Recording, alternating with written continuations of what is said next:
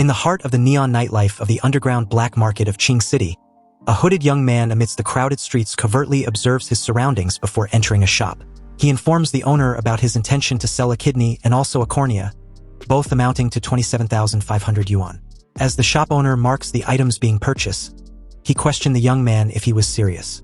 Because in the past 6 months, the same person had already sold a kidney, a spleen, a gallbladder, a part of the liver, 1/3 of his liver, and a part of his small and large intestines. If he was to sell another kidney, he won't last for more than 2 days. Lying on the stretcher, the guy calmly stated that it was fine.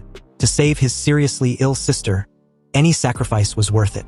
The shop owner gave up on trying to advise the poor guy and picked up a huge butcher's knife. He raised it high in the air, and without hesitation, went through the procedure, causing our poor fellow to scream in agony. After that, the supposed deadman walking headed back home with a stick to guide his way. His eyes were covered with bandages. He removed the bandage and checked the people around. He smiled when he found out no one was paying enough attention to him to follow him. He then used a regeneration effect to heal his wounds. He also pulled out a stack of cash he got from selling his cornea and kidney, silently declaring that the money, including the money he'd saved, should be enough for him to pay for the job transfer ritual. He was laughing while continuing walking as it turned out that all his reasons were just a lie, and he couldn't believe someone believed that horseshit he made up. His name is Ye Lin, and he's a transmigrator, a textbook orphan, and he doesn't have a sick sister. For context, the world he transmigrated into was overflowing with spiritual energy, full of demons and beasts everywhere.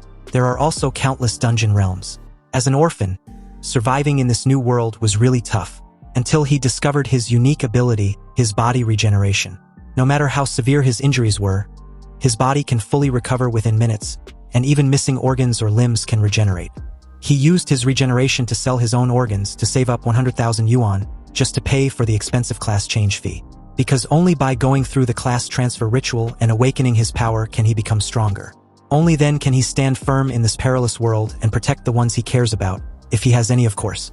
And today was the big day for the class transfer ritual. When he arrived at the location, there was a group of 3 people who approached him, asking him why he had come.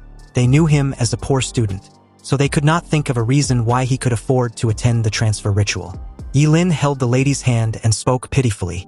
"Miss Wang, in order to attend the transfer ritual, I had no choice but to take a class transfer loan." Of course, this was just a lie. Ye Lin didn't want anyone being suspicious of him. Miss Wang was shocked, and the guys with her were afraid that Ye Lin would be stuck working the rest of his life just to pay back the loan if he ended up with a useless profession. Luckily, Miss Wang permitted him to join and even wished for him to give all his best. She told him to go inside before the class transfer ritual would begin. After a few minutes, all the students who were participating in the class transfer gathered and were called one after another. The first participant was called Gao Dayu from class 5. Some students behind him gossiped that he's also not from a rich family. When Gao Dayu reached the stage, the principal instructed him to place his hand on the golden ball and relax his whole body. After just a minute, the principal declared that he obtained a support type class, which was an A-rank poultry breeder. The students then murmur that Gao Dayu will be a poultry breeder for the rest of his life. Don't get discouraged just because it's a support type class. There are only useless people, not useless classes, the principal stated calmly just to motivate Gao Dayu. The next student called was a lovely girl with an incredibly sexy figure, wearing a tight red dress and leather boots. She was Zhuge Nini, and everyone admired her so much. The moment she reached the stage, the principal then wished her luck. She thanked him and immediately placed her hand on the golden ball. A phoenix then appeared. The principal was surprised as it turned out Zhuge Nini got an SSS rank fire mage. Now, Arching City Academy can finally hold its head high, he added. The other students were also impressed, including Ye Lin. He knew that an SSS level fire mage could rival an entire army. After Zhuge Nini's class transfer, the principal then informed her he would discuss her training plan later with her since her SSS class was a big deal for their school. Zhuge Nini then went downstairs, and Ye Lin's name was called. While walking, Ye Lin heard everyone talking about him for getting a class change loan just for this ritual. Ye Lin slightly looked at Zhuge Nini and assured himself he was not going to be her or anyone's side character. Ye Lin positioned himself and put his hands on the golden ball. He has waited for this moment, wondering if he would still live a miserable life or defy fate. He was excited, waiting for his new class. Shockingly, a powerful azure dragon appeared. Ye Lin was shocked while staring at it, and a blue light wrapped his body, encasing him in a powerful glow. The students cannot believe that a student who got a class loan was lucky enough to get a powerful class. Zhuge Nini was also amazed, thinking that Ye Lin's class was another SSS rank. The principal was also glad, thinking that this was another anomaly. Ye Lin asked the principal about his class, and the principal then declared Ye Lin to be a combat class SSS level Forbidden Curse Master. Today, Ye Lin had also honored Qingqing Academy, and the academy was proud of him, the principal announced. However, before he could complete his words, he finally realized that Ye Lin had a Forbidden Curse Master profession. He was shocked as he really couldn't believe the poor student's rotten luck. The other students laughed at Ye Lin when they heard this news. You see, no Forbidden Curse Master, if any, had ever lived past the age of 25. Because the Forbidden Curse Master was the kind of profession that consumes one's own life to use a skill. Due to this, someone who has this profession always die young. Ye Lin's class was considered a trash class, and the mere thought of using a loan to acquire such a useless skill was truly tragic. Zhuge Nini decided to walk away. She sighed as she was disappointed with the class Ye Lin got. Ye Lin, ever the master of deception, feigned being down. His act was so convincing that the old guy felt sorry for him. He patted him on the back and wished him good luck. Although he's such a good kid, he's unfortunate to only get the Curse Master profession. Ye Lin then asked the principal if all Curse Masters really die at the age of 25. The principal just told him not to be negative, as it was better to burn brightly than to live a meaningless life. Ye Lin thanked the old guy, stating his desire to burn brightly like the sun, and also bring honor to the school. The principal then told him that he would make a special training for him together with Zhuge Nini. Ye Lin agreed to this and smiled knowingly. He found it funny that he would die early just because his profession was a double-edged sword. Thus, of course, if he didn't have a cheat ability to counter this death threat. This dying early thing for Curse Masters has got nothing on him and his immortality. After the class transfer, everyone decided to head back home. Ye Lin was planning to head straight back to his house. He was tired and wanted to have a good night's sleep. While walking, someone called him by his name. It was Zhuge Nini. She offered him to team up with her, as she believes that the more the Curse Master fights, the quicker they die. She told Ye Lin that her intention wasn't bad. She was just trying to help since they were classmates. However, Ye Lin refused to accept the offer. Zhuge Nini didn't force him at all. She walked away, stating that Ye Lin was such a stubborn idiot heading for death. Ye Lin ignored her and continued walking. But then, another group of students blocked his way and told him that he really thinks he has risen up just because he has switched to a Curse Master. These guys were Ye Lin's classmates, and they got mad as they could not accept Zhuge Nini's earlier offer to team up with him. Ye Lin was annoyed. Women really were troublesome. Because of just 2 lines from Zhuge Nini, these idiots were looking for trouble. Ye Lin replied that he was on his way back home. The guys laughed at Ye Lin's expense. Was the poor student referring to his 10 square meter shack a home? Ye Lin, now that you're SSS ranked, how about you call me daddy, and I'll get you a security job at G Corporation. The leader of the group mocked arrogantly. The others laughed, and added that being a G Corp security guard was a privilege. He also ordered Ye Lin to kneel before their young master. Once Ye Lin takes the offer and gets paid, he can buy some nice incense for his dead orphanage family. The 3 continued to tease Ye Lin, even stating that he was just an orphan who didn't deserve to have a family. Ye Lin was already mad, and as he stares at them with a serious look, his eyes flamed with a blue and red aura as he activates a curse magic power. He told the idiots that they were the ones who forced his hand. Confused at Ye Lin's willingness to use a curse magic, knowing full well of the implications, made the 3 idiot question what he was trying to do. Was he really going to use a curse magic and shorten his lifespan? Why wouldn't I? Ye Lin also questioned with a puzzled look. Didn't you fools speak of my dead family? Conjuring a slight lightning strike, Ye Lin's attack was only to scare them. The guys, now scared shitless of Ye Lin, pleaded about the need for their classmate not to use a forbidden curse on them. But Ye Lin simply stretched his hand and challenged the idiots to come at him if they dare.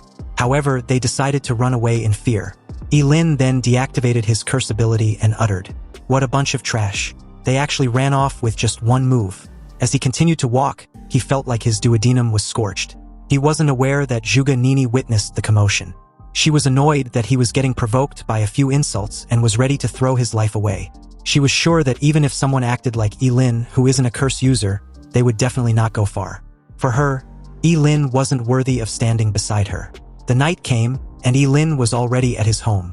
Ye Lin placed his bag down on the couch and sat while checking his system interface. Apparently, sacrificing a piece of duodenum would summon a regular lightning bolt.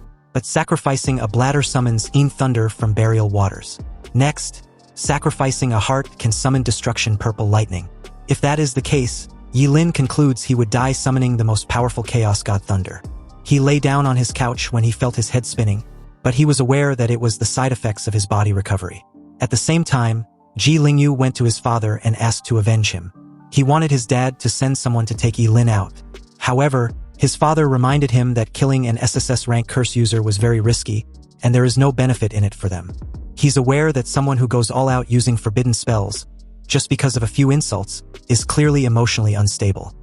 He snuffed out his cigarette on the ashtray and told his son not to forget that Ye Lin is from a poor background. He wants his son to learn how to use his greatest advantage to target the enemy's weakest spot. Early the next day, Ye Lin went to the Qingqing Academy. He kept yawning due to a lack of a well-deserved sleep. The students around started murmuring about what he'd done the day before when suddenly, someone tapped Ye Lin on the shoulder with a bottle. It was none other than Ji Lingyu. Inside the bottle was milk he brought as peace offering. He also brought breakfast for Ye Lin. Ye Lin was clueless as to why, but accepts the milk regardless. At first, he thought Ji Lingyu was trying to poison him just because he couldn't beat him. But the poor guy replied that he wouldn't dare. It was just his way of thanking him. "Thank me?" Ye Lin questioned with a skeptical look. "Yeah," Ji Lingyu replied with a forced smile. Ye Lin drank the milk and told Ji Lingyu to just say what he wants. Unexpectedly, Ji Lingyu stated that he was grateful that Ye Lin struck him like a bolt of lightning. Apparently, that lightning strike was Ji Lingyu's wake-up call. He also added that Ye Lin's appearance made him realize that he has been wasting his life in a daze. Ye Lin called Ji Lingyu on his bullshit and again, told the idiot to say what he really wants. Ji Lingyu suddenly kneeled and stated that he wants to call Ye Lin big brother. Ye Lin was shocked and questioned him if he happened to hit him in the head. But Ji Lingyu replied that he was serious, and that the beating he received the day before made him reflect on himself. He deeply reflected and wants to become a better person. But he needs a great role model. Ye Lin agreed to be his role model, but there need to be some tuition payment. Surprising enough, Ji Lingyu didn't refuse and immediately asked for Ye Lin's account number. Ye Lin headed to the field as he gave his account number. He told Ji Lingyu to transfer 2 million as a first-term tuition payment. When Ye Lin asked if it was too expensive, Ji Lingyu reassured him that it was not. He will inform his dad to send it right away. At this time, a novice secret realm opened on the field as a test for the students. The principal hopes all the candidates from each academy could perform well. Of course, everyone was wishing for their victory. Ye Lin and Zhuganini were in the front, so the old men beside the principal believed both students were from Qingqing High School, who got the SSS class profession for this year. For them, both looked extraordinary. The principal was annoyed, stating that he had already told Ye Lin and Zhuganini to keep a low profile. But these kids really don't know how to behave. 2 of them ended up getting SSS class jobs at once, and it seems to be just infuriating. Absolutely infuriating. Isn't it? He then laughed and turned to face the rest, questioning why they weren't saying anything. Were they all born mute or something? The 3 old guys walked away, saying they still had some things to do. As you might have guessed, it turns out they were annoyed by the principal for being full of himself and rubbing their faces in. Anyway, the moment entering the novice secret realm was issued, the examinees began to swamp the entrance like a tidal wave. Before Ye Lin could enter, Zhuganini asked him once again to team up with her. Still, Ye Lin refused, which made her think he was very arrogant. Since he was so eager to die, she won't stop him. Ye Lin ignored her and immediately entered the secret realm. As he landed, he noticed he was alone. No one was around, so he thought it was a random teleportation. A level 1 leopard cat then appeared. It roared, but Ye Lin wasn't scared at all, but rather excited. He believed it was a perfect enemy to test his forbidden spell. He then attacked it and instantly killed it without any struggle. Ye Lin was awarded 10 experience points, but he was disappointed, deeming it too little for him. He walked away while stating that it doesn't even justify the damage to his kidneys, and that he has to kill 100 of these leopard cat just to reach level 2, which is why he decided to figure something out. A while later, Ye Lin let 100 kinds of monsters chase him. As he ran, he couldn't stop smiling, believing this wave of monsters should be enough to give him a good amount of experience points. Some of these monsters have a human half-body. He stops running and turned to look at them, stating his desire to test his newly learned forbidden curse. He then casts his destructive surge. The curse was so terrifying that it increased Ye Lin's strength, agility, and spirit twofold. With burning reincarnation activated, he believes that even a level 10 monster probably couldn't withstand his full-powered world-ending thunderstrike. He then attacked some of the monsters, slashing them without any hesitation. He noticed he aged in just 5 minutes of using the skill, so he decided to stop using the Burning Reincarnation Forbidden Curse after about 1 minute at most, if he didn't want to reveal his undying body. He continued by using his Vitality Preservation. He sacrificed his left arm and tapped the ground as he activated his world-ending Fury Forbidden Curse. He killed a level 3 Grey Wolf and was rewarded with 30 experience points. Then a level 5 Two-Headed Snake and received 50 experience points. A level 6 Armored Scorpion and gained 60 experience points each for the 6 Centaur. And finally, a level 2 Killed Bee and gained 20 experience points. With that, he leveled up to level 3. He was satisfied and amazed with this development. He also learned a new forbidden curse, which was a Hellfire Scorches the Sky. An hour later, Zhuge Nini encountered the area where Ye Lin had killed all those monsters. She was shocked when she saw so many monsters incinerated to ash. She was in disbelief, wondering what had just happened. Then she noticed a hellfire. Confused, she checked it out regardless since she didn't know anyone who had the fire element in Qingqing besides her. But now there was such an intense fire element fluctuation. Also, the fire element wave might be even stronger than hers. She then saw something that gave her a hint that this commotion was surely caused by a human. Looks like Qingqing is full of hidden dragons. Zhuge Nini will definitely find out who you are, she vowed with determination. But at this moment nearby, Ye Lin was spending some time roasting some meat to eat. He was enjoying a three-eyed demon pig meat. He realized he was eating more than his usual since his body used up too much energy earlier. After eating, he then decided to head to a farther area and grind some more. When he was about to leave, Zhuge Nini suddenly appeared and called him. Ye Lin, what are you doing here? She asked. Ye Lin was annoyed that he'd ran into her. It was a hassle for him as he didn't want anyone to find out his secret. He smiled at her and replied that he was just casually roasting something to eat. Zhuge Nini then told him once more that a Forbidden Curse Masterclass was totally not suited for solo grinding. Ye Lin was annoyed when Zhuge Nini walked away, telling him it is too late for regrets now, and following her won't help him anymore. She really assumed Ye Lin was tagging along with her, so she told him she didn't have time to team up with him anymore. Ye Lin was thinking Zhuge Nini might be missing a few brain cells. Zhuge Nini, on the other hand, looked back at him and asked him if he had seen anyone else pass the area, and she stated that that person is extremely powerful, very skilled with fire element manipulation, and likely mastered Hellfire. Hellfire? Yeah, I saw him. He was a very handsome guy. He went that way, Ye Lin replied calmly. He knew he could not let Zhuge Nini cling to him, so he decided not to use the Hellfire spell anymore going forward. As Zhuge Nini continued walking, she blamed Ye Lin for wasting her time. Otherwise, she would have found the Hellfire user by now. She noticed a shadow looming above her, but when she raised her head, she was shocked to see a level 8 Dragonblood behemoth. She dodged when it tried to attack her. Zhuge Nini was puzzled as to why a level 8 monster would appear in the area she was. She looked behind her, deducing that Ye Lin might have run away far by now. She then attacked the monster with her Fireball Storm. However, it didn't deal much damage, not enough to kill the monster. The monster looked at her with anger. It charged toward her at a fast speed and bumped her, trashing her away. She fights back with her flame, but the monster roared, blowing the flame back at her. Zhuge Nini was dumbfounded as all the flames hit her. The monster stood there as the smoke settles. When it eventually did, Zhuge Nini was on the ground with her clothes ripped, trembling in pain. She admitted that she was too arrogant to believe that she can definitely defeat a level 8 Dragonblood behemoth in this secret realm. She was afraid she would die at the hands of the level 8 monster, knowing it would be a humiliating death. Lucky for her, someone intervened and attacked the monster using a Forbidden Curse Hellfire. The poor monster was literally burned to ash. As expected, Zhuge Nini was shocked, knowing this Hellfire user was the one she was searching for. Turning to face her savior, Zhuge Nini thanked this mysterious person and wanted to know his name. The questionable masked individual was none other than Ye Lin. Ye Lin was standing on a tree branch with a mask. He told Zhuge Nini to call him Ling Yi, which meant early dawn and night.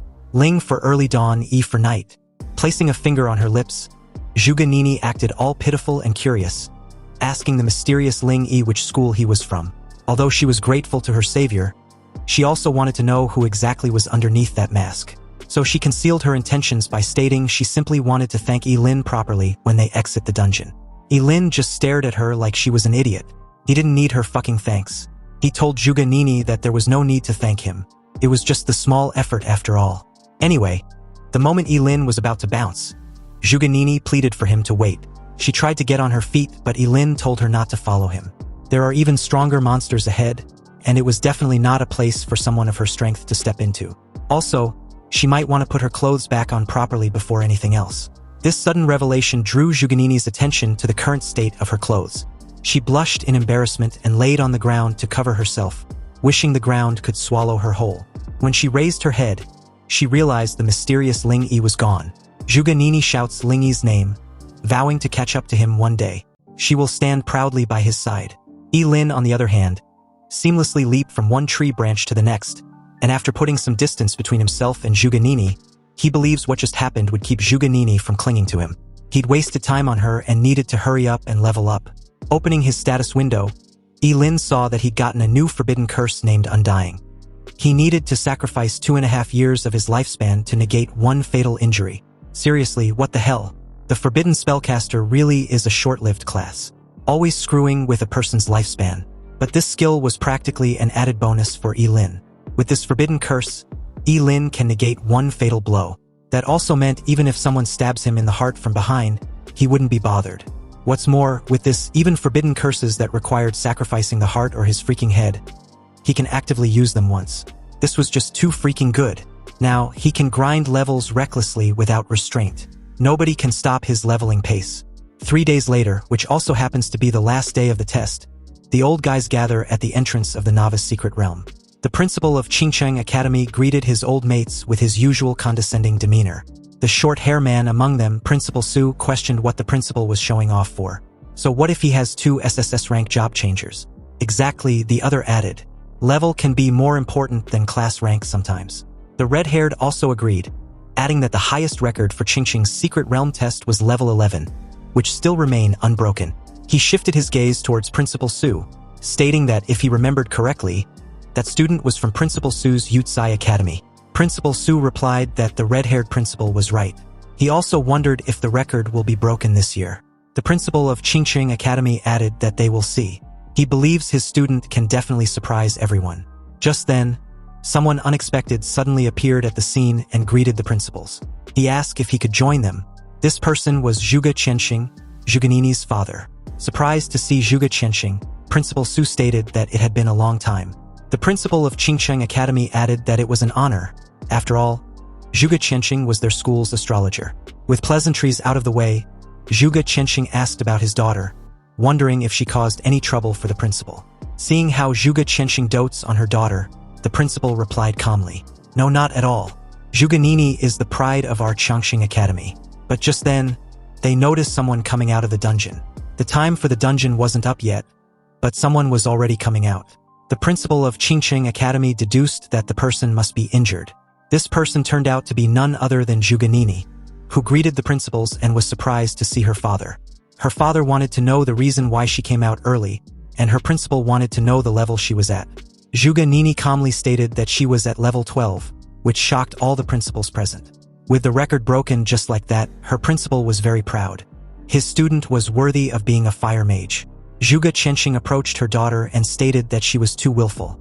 After all, if she had stayed inside the dungeon and grind some more before coming out, she would have definitely shot up to level 13. Zhuganini replied her father that the dungeon just became too boring.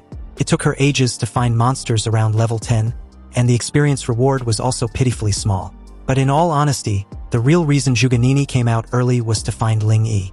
Being the first to come out meant she could see everyone who comes out afterward. Meanwhile, back inside the secret realm, Ye Lin suddenly sneezed heavily like he already had a cold. He found this behavior strange since the area he currently wasn't cold. So why did he suddenly sneeze like that? Was someone cursing him? With level 10 area monsters all gone, could it be that he grind too hard? It looks like he needs to expand his search range. Ye Lin raised his hand and decided to try out another new forbidden curse he'd learned, instantaneous range. This forbidden curse casting sacrifices an organ based on the organ's importance. He can also gain agility with its maximum being 10 times extra agility of an hour duration. Ye Lin spared no time activating this forbidden curse of 10-time agility, sacrificing his kidney. The feeling was awesome. Even a level 50 assassin couldn't possibly have such speed. Moving like a bolt of lightning, Ye Lin made an insane dash forward, creating a sonic boom and destroying everything in his path. He was so fast that before a 3-headed storm mantis monster felt his presence, it was too late. Ye Lin sacrificed his bladder, summoning a bolt of lightning which incinerated the monster into ash. This forbidden spell was the Ashen Fierce Thunder. Back at the entrance of the Novice Secret Realm, many students exit the dungeon in droves, some in excitement, and others in fear to finally escape with their lives. However, all this while, Zhuge had been patiently waiting at the entrance, hoping to see Ling Yi. But after a long while, she found it strange that he hadn't appeared yet. There was only 5 minutes left, and all the candidates who had completed the test were asked to return to their designated school area. With the test ending soon, it looks like the highest record this year would belong to Zhuge. This meant that Qingcheng Academy got really lucky this year besides the acquisition of 2 SSS rank students at a go. But speaking of Qingcheng Academy's SSS rank students, the other had yet to exit the secret realm, right? The countdown time had 3 minutes left, and the moment Zhuge heard this, she wondered if she had perhaps missed her target exiting the dungeon. But after briefly thinking it over, she found it to be impossible. She had been staring at the dungeon's entrance the moment she got out. In that moment, the entrance of the secret realm began to shimmer with a golden glow, indicating that someone was coming out. Seeing this, Zhuge was certain it must be Ling Yi, but was surprised when it turned out to be her classmate Ye Lin. Shocked, she asked why. Why was it Ye Lin? Ye Lin was puzzled with this stupid question. The time was up, so of course he had to exit the dungeon. Was there a problem? Zhuge got over her initial shock and began to walk away. She told Ye Lin that he was a coward and should stay away from him. Hearing this, Ye Lin gritted his teeth in annoyance. Seriously, what's wrong with this bitch? Was she a psycho? His principal approached him at this moment and asked what level he was at. He didn't have much expectation and was just curious as to what level his second SSS rank student was at. Ye Lin calmly replied that he was at level 16. The crowd present was stunned. You see, leveling up from 1 to 16 requires a total of 120,000 experience points. And the highest level monster in the Novice Secret Realm was level 10. Killing level 10 monsters gives 100 XP, meaning Ye Lin killed 1,200 level 10 monsters. How was that even possible? The principal suddenly began praising Ye Lin like crazy, stating that he was the pride of Qingcheng Academy. Surprised with the young man's talent, Zhuge Qianqing also congratulated Ye Lin. This annoyed his daughter. She coldly remarked, "With Ye Lin's profession, what's so special about being level 16? Ye Lin was a forbidden curse master. If he recklessly uses forbidden curses, isn't it normal for him to level up quickly?" When the other principals heard Ye Lin's profession, they found Zhuge explanation reasonable. The rest of the crowd also believe Ye Lin must be crazy when they heard of his profession, frantically casting forbidden curses in the beginner's secret realm to level up. Other curse masters don't live past 25, and the way Ye Lin was leveling up meant he probably won't make it to 20. Seriously, trading one's life for empty fame, truly a foolish behavior. Some also believed Ye Lin was frantically leveling up just so they'll envy him. But he will pay with his life eventually, so they should let him have his glory for a few days. The long-haired principal approached Ye Lin and questioned earnestly, "Student Ye Lin, why bother? Tell me honestly, did Principal Gao put you up to this? It seems you've been deceived. Principal Gao is trading your life for the school's honor." Irritated, Principal Gao asked what nonsense his old mate was spouting. He was a person of integrity. How could he possibly joke with the lives of his students? Ye Lin finally spoke after putting on a pitiful act. He stated that nobody forced him. It was all voluntary. "I grew up in a poor family and was always looked down upon. Now that I have the chance to go all out, I won't be a coward. Even if I wither at my most brilliant moment, I don't care. I want everyone to know that I can do it." The moment Ye Lin finished his emotional speech, Zhuge Qianqing clapped and stated calmly, "Well said. This young guy truly has grand ambitions. In any case, he's the highest level student in this beginner's secret realm test. That's undeniable, isn't it? He's number 1. Zhuge Qianqing introduced himself to Ye Lin as the father of Zhuge. If Ye Lin needs anything in the future, he can contact him. Zhuge was pissed off when she heard this, questioning her father why he believes Ye Lin was number 1. When Ling Yi comes out, his level will definitely not be lower than Ye Lin's. "Oh, is that so?" his father retorted, although his tone was smoothing. "Who is this talented Ling Yi?" Hearing this question, the principals began asking themselves if any of them had a student by that name. However, none of them seemed to have heard of this student. But Zhuge still spoke confidently that Ling Yi was a true heaven's pride, and when he comes out of the dungeon, everything will be proven. Meanwhile, inwardly, Ye Lin was again insulting Zhuge as a stupid bitch. She just couldn't keep her freaking mouth shut. Having enough of this farce, Ye Lin said his goodbye to Principal Gao and Zhuge Qianqing before taking his leave. He wanted to go home and rest well. Shortly after that, the time was up and the novice secret realm test was over. But Zhuganini was puzzled with this outcome. Where was Ling Yi? Could it be that while I was talking to Ye Lin, Ling Yi quietly slipped away? Cursing, Zhuganini started blaming Ye Lin. She believed Ling Yi's escape was Ye Lin's fault. When her father placed a hand on her shoulder, she asked if he believes him. Ling Yi was truly a genius and even saved her life. Zhuge Qianxing figured out that her daughter's early exit from the dungeon was simply to find this mysterious Ling Yi. But this was a bit strange. He asked Zhuganini if it was possible that Ye Lin was the mysterious Ling Yi she had been looking for. Hearing this, Zhuganini vehemently denied this possibility. What was her father thinking? How could that coward be compared to Ling Yi? Ye Lin saw the dragon blood behemoth she faced in the dungeon and ran away in terror like a coward. And Ling Yi's mastery of the fire element was extremely high. How can Ye Lin of all people know about stuff like that?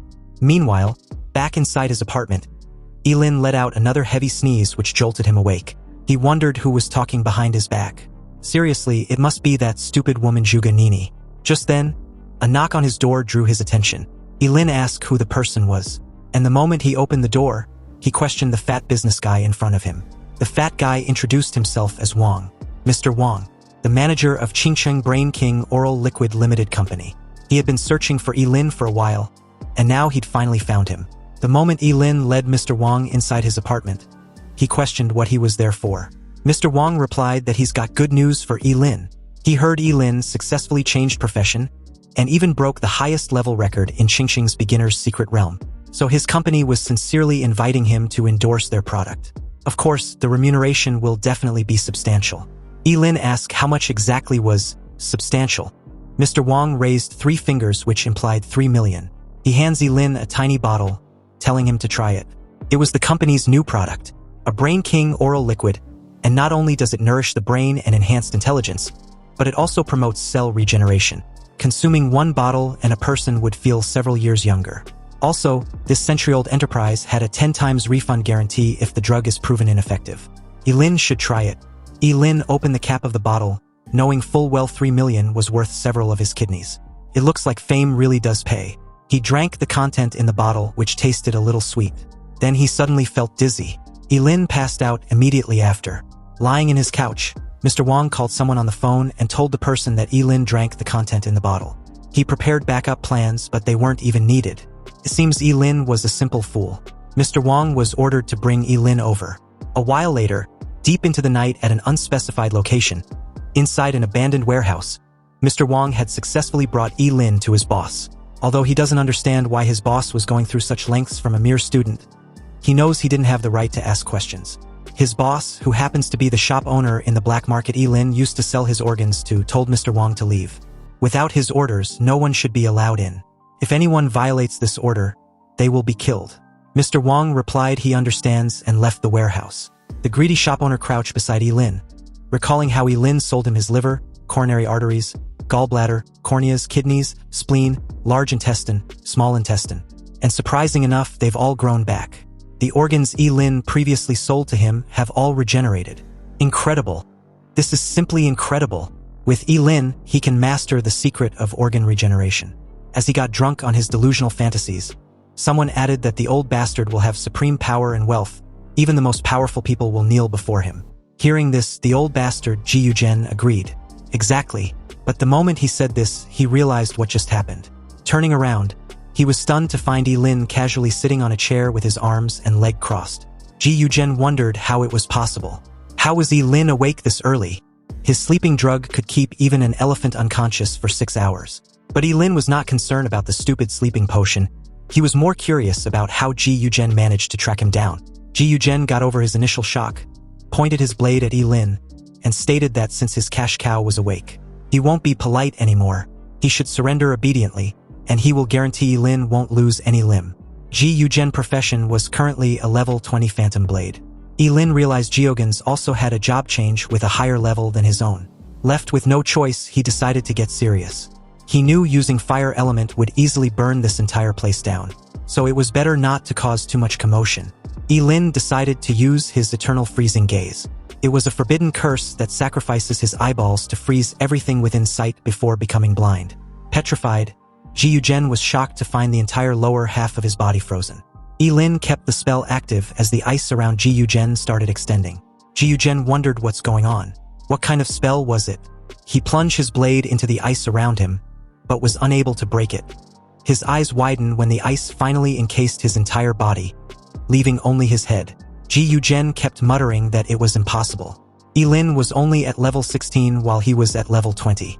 Even if Ye Lin was a forbidden curse master, he couldn't possibly defeat him in one strike. What kind of monster was he? Now that Ji Yujen was trapped in place, Ye Lin can have a proper chat with him. He asked Ji Yujen who else knew about his organ regeneration ability. Ji Yujen replied that besides him, no one knew. After all, with such amazing discovery, why would he tell someone else? Hearing this, Ye Lin chose to believe the old bastard and decide to make his death quick and painless. He raised his fist and smashed the poor old bastard into broken ice lollies. Also, after consuming all the sleeping drug, he decided to sacrifice his stomach first. Sacrificing his stomach, Ye Lin rained lightning on the guards outside. He left one alive for questioning. The poor fatty didn't want to die, so the moment Ye Lin asked who was his boss behind the scenes, he initially tried to reason with Ye Lin that he couldn't say, otherwise he would be killed. But after seeing Ye Lin enveloped with lightning sparks, he spoke up immediately. Their boss was king of Qingcheng Underground Market, Kensen. The poor fatty was struck with a bolt of lightning the moment he was done talking. Grabbing his chin, Ye Lin walked away, trying to recall where he'd heard Kensen. The name seems familiar. It didn't take much effort to recall that Kensen was one of Qingcheng City's top 10 outstanding philanthropists. This just got complicated. Meanwhile, elsewhere at Qingcheng's underground black market, a middle-aged man with a thick cigar lounged in a leather sofa as one of his men informed him about some urgent news. This fucker was Kensen, and with his brows furrowed, he was shocked upon receiving news that all contact with his agent, Jihu, had been lost.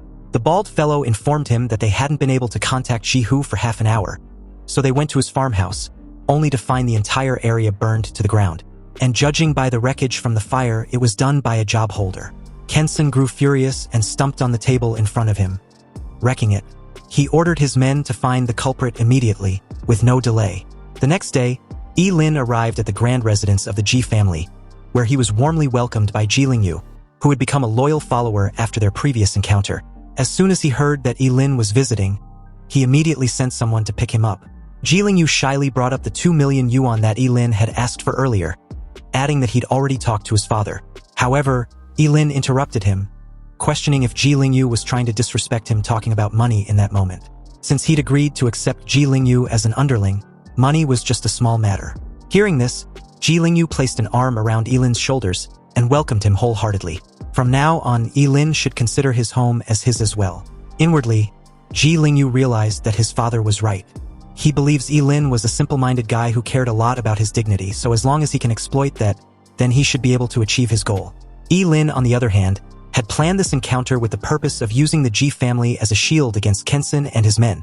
He was sure Kensen wouldn't dare attack him inside the Ji family estate. Ye Lin entered the house and was surprised to find a large number of maids lined up, greeting him politely and respectfully, which left him a bit speechless. He looked at the maids and thought to himself how different life was when one had wealth.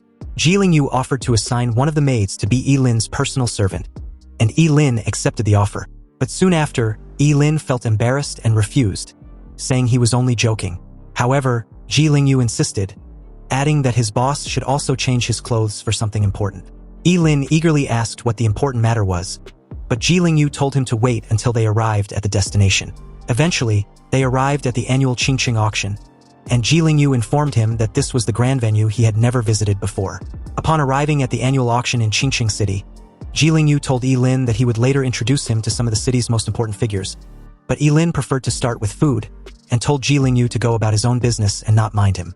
Internally, Ji Lingyu sarcastically commented on Ye Lin's simplicity and naivety, thinking he still lacked experience due to his poor upbringing.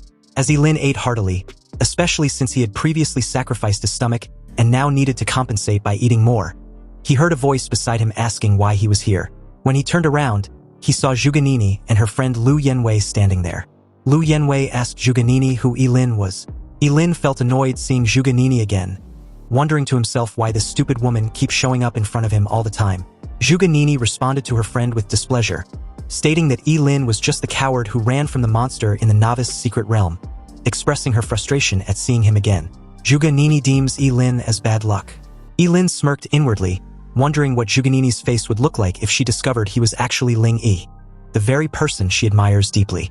Ji Lingyu arrived with a group of friends to proudly introduce them to Ye Lin, presenting him as his superior. The group was surprised by this, and in a mocking tone, stated that Ji Lingyu should be the one in charge. However, Ji Lingyu firmly responded that Ye Lin was no ordinary person and that his level was now very high. Everyone was stunned to learn that Ye Lin had reached level 16 in the novice secret realm. Shocked by the huge gap between his level and their own modest ones, Ye Lin calmly advised them not to be too surprised and expressed his willingness to help them level up. If only they could get out of the city, then they could all get good results in the upcoming major exam. Everyone became excited upon hearing that Ye Lin was willing to help them, but Ji Lingyu expressed concern because they were forbidden from leaving the city before the major exam, to prevent students from gaining assistance from stronger individuals. Ye Lin then subtly hinted that the journey to the exam site itself might be a good opportunity for leveling up, though he voiced concern about lacking equipment. Ji Lingyu quickly reassured him that equipment would not be a problem at all and promised to provide anything he needed from the current auction. Ye Lin was surprised by the offer, but Ji Lingyu assured him that his father would financially support them no matter the cost if it would improve his exam performance. The auction began with the appearance of the beautiful hostess, who welcomed the attendees and introduced herself as Qingqing from the auction house. She wished everyone success in obtaining what they desire, and a warm applause ensued seconds after. Without delay, Qingqing presented the first item, an epic fire-type skill scroll for mages, starting the bid at 500,000 yuan. The bids rose quickly until they suddenly reached 3 million yuan, and the bidder behind this massive offer was none other than Zhuge Qianqing, Zhuganini's father. Ye Lin watched the scene calmly with a smile, realizing that Zhuge Qianqing was spending generously to buy skills for his daughter, but deep down he felt satisfied with himself. After all, as a master of forbidden curses, he didn't need such scrolls at all because his skills were all-powerful curses. Ye Lin turned to Ji Lingyu and whispered, "Your profession is an A-rank Shadow Blade, right? If something pops up that suits your class, don't hesitate. Bid right away. The right skill might save your life later." The auctioneer smiled, her voice crisp and clear. Next up, an item of rare quality. The Royal Dragon Wish Ring. It increases spirit by 30% and grants the passive skill, Dragon's Aura. The starting bid was 2 million and the minimum raise 100,000. Ladies and gentlemen, place your bids. The crowd erupted and the first bid was 2.5 million, then raised to 3 million, then 3.1. Bids began to pour in rapid succession. Ye Lin's eyes sparkled. A 30% spirit boost? That's huge. For any awakened fighter, that's a game changer. He edged Lingyu to bid for the ring. Ji Lingyu leaned toward his father and told him that he wanted that ring. His father didn't even hesitate. 8 million. He believes that spending 8 million to help his son ace the national exam and enter into a prestigious university is worth the money. And about Ye Lin, he was a forbidden caster and won't live long anyway. So after a few years, he will be dead and every equipment purchased for him will eventually end up returning to the Ji family. The auctioneer raised her voice, wanting to know if anyone was willing to offer a higher bid. In that moment, it seemed that no one wanted to bid more than 8 million, when suddenly, a bid of 10 million was announced from behind. The room fell silent as Kenson's tall and imposing figure stepped into view. He called out President Ji and asked how he was doing. It's no surprise that the two know each other very well, and the moment the underground king was noticed, gasps echoed across the room. Everyone was curious as to why he was there since this wasn't his usual crowd. On the other hand, Ye Lin instinctively stepped back into the crowd after finally meeting Kenson, even if it's in passing. He can't be discovered. President Ji was curious to know what exactly his G group has done to offend Kenson. Kenson chuckled darkly and narrowed his eyes as he points a finger at President Ji. Kenson stated that President Ji had his men killed, and now he wants him to be polite about it. President Ji stayed calm and replied that he doesn't know what Kenson was talking about, but if he was looking for a fight, then his G group was not easy to bully. He then bids 12 million. Kenson's face twisted into a smile. He'd received the message loud and clear. They'll see who lasts until the very end. On his way out, he muttered to his assistant if he'd verified the car from the warehouse. The guy nodded and replied that there was no doubt that it was from G Group. They followed it straight back to G family's villa that evening. Kenson's face darkens upon this confirmation. He coldly stated that President Ji shouldn't blame him for what he's about to do. Moments later, the Royal Dragon Wish Ring was sold for 12 million. President Ji offered Ye Lin the ring and asked if he likes it. Ye Lin replied that he does and thanked him. Ji Lingyu leaned over and asked his father who Kenson was. His father replied that Kenson was the underworld king who's been trying to go legit. But now he'd suddenly set his eyes on their family's empire. Kenson didn't look like the type of guy to make idle threats. So Ye Lin warns President Ji that although the Ji group was powerful and often attracts unwanted attention, it wouldn't hurt to stay alert and being careful. Hearing this, President Ji agreed. The Emperor Dragon Rui ring increases spiritual attribute by 30%. The user of the ring was blessed by dragon energy, and their luck will increase by 10. Ye Lin slipped the ring onto his finger and got a rush of energy surged through him. His spirit stats shot up by 30% and his luck also increased by 10. Excited, he assured President Ji not to worry. Even if he had to force his son, he will make sure Ji Lingyu gets into a prestigious academy. President Ji chuckled, stating that they were all family now, so Ye Lin did not need to be overly formal. He and his son were practically brothers. Whatever equipment Ye Lin likes, he should just tell him. Throughout the night, President Ji kept bidding like crazy. Ji Lingyu was completely exhausted when the auction came to an end, and it seems his father cleaned up this year's auction. Anything that caught Ye Lin's eye, they placed their bid without question, racking up several precious items. Items like the Azure Thunder ring boosts spirit by 15% and increases the power of all lightning-based skills by 20%. The Molten Moon necklace had 200 spirit bonus for mental-based casters. The Twin Yin-Yang bracelet gives 40 spiritual attributes, and wearing it unlocks both Cycle of Duality and a passive healing factor that rapidly heals injuries over time. Ye Lin's eyes sparkled, knowing full well that even if someone sees him regenerating, he now has a solid excuse. Then he picked up the prize of the night, the Falling Star Warblade. It has a 300 increase in strength, and under starlight its power stacks over time with an additional 100. Ye Lin nearly shivered in excitement. With this blade, he can finally unleash the forbidden technique he had unlocked at level 10. Then there's the lifespan blade arts. With every swing, 1 year of Ye Lin's life would be sacrificed. Also, each strike was twice as powerful as the last. This stacks up to a maximum of 99. With this sword, Ye Lin can dominate the upcoming major exams. Meanwhile, on the other side of town, Zhuge Nini lay back in her private bath, annoyed. She still doesn't understand why the Ji family liked that coward Ye Lin so much. They spent so much money on him. Zhuge Nini suspects that the Ji family must be scheming something in secret. Otherwise, why pamper Ye Lin like some priced jewel? In that moment, a female housekeeper announced to Zhuge Nini that Lu Yanwei was there to see her. She brought someone who says they have information about the person she's been searching for. Zhuge Nini's eyes lit up. The person she's been looking for was obviously Ling Yi. She told the housekeeper to make them wait in the lounging room. She will be there shortly. She hurried downstairs, eager to know any information about Ling Yi. Lu Yanwei gestured toward the man beside her. This is Officer Huang. He was from the investigation bureau. He says he has news about Ling Yu. Officer Huang nodded politely and confirmed this. But he's afraid it wasn't good news. Zhuge Nini's heart skipped and questioned what Officer Huang meant. With a serious expression, Officer Huang showed Zhuge Nini something on his phone. A farmhouse outside Qingqing was burned down and there were several casualties. They also found traces of hellfire at the scene. And based on Zhuge Nini's previous description, they suspect the culprit might be the mysterious Ling Yi Zhuge Nini mentioned. The Bureau would like her to assist in the investigation. Hearing this, Zhuge Nini immediately jumped to Ling Yi's defense, shouting that he wasn't a killer. He saved her life. Zhuge Nini was not having it, and no one could make her believe that Ling Yi was a murderer without real evidence. Besides, why would a murderer risk his life to save her back then? Lu Yanwei quickly moved to calm her friend, and Officer Huang continued calmly. He understands her reaction, but the statement she gave was that Ling Yi used hellfire to obliterate an 8th-tier beast with a single attack. But during their investigation, there was no trace of anyone named Ling Yi. However, there's one individual who caught their attention. Officer Huang's tone dropped lower, and based on what they've gathered, this person may very well be her mysterious Ling Yi. Officer Huang added that their investigation also showed a high possibility that Ye Lin was Ling Yi. Zhuge Nini's eyes widened as the words sank in, but she immediately rejected this possibility. Ye Lin, that coward? No way. That guy always run away at the sight of danger. How can that coward be Ling Yi? And besides, Ye Lin wasn't capable of using hellfire. Activating his lie detection skill, Officer Huang's pupils shimmered with a faint blue light. He asked Zhuge Nini if she was absolutely certain. Without hesitation, Zhuge Nini answered that she was sure.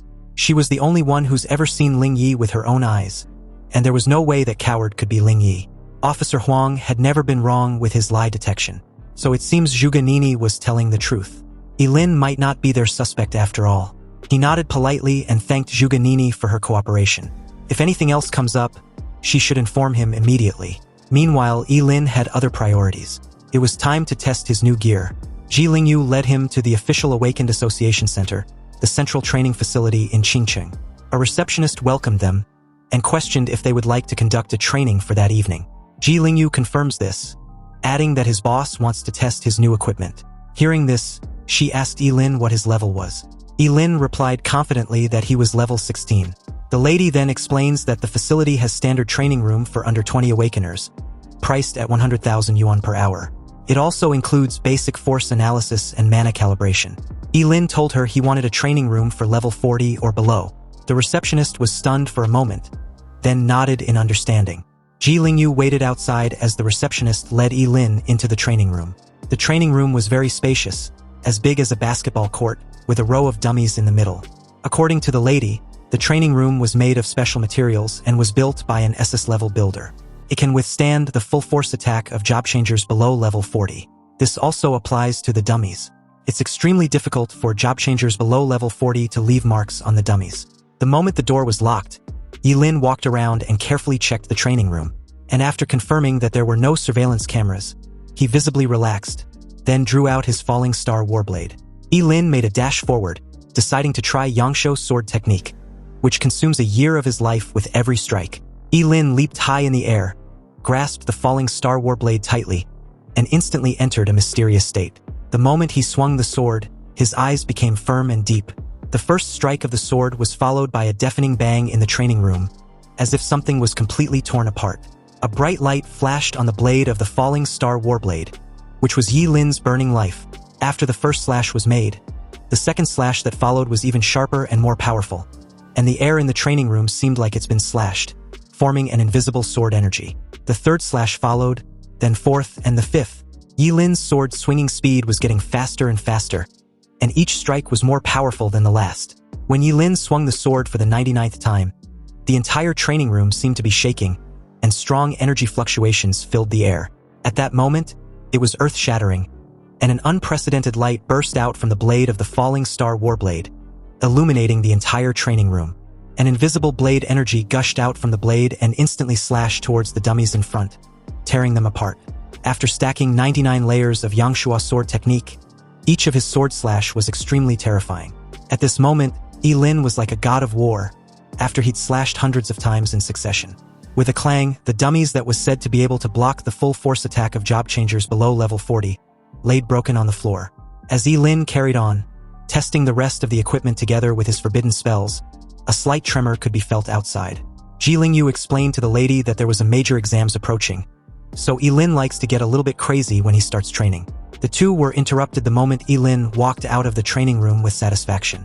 With his two forbidden spells of Burning Reincarnation and Longevity Sword Technique, coupled with the sword and the rest of the equipment, he had a rough estimate of his current strength. Ye Lin was curious as to why Ye Lin came out so soon.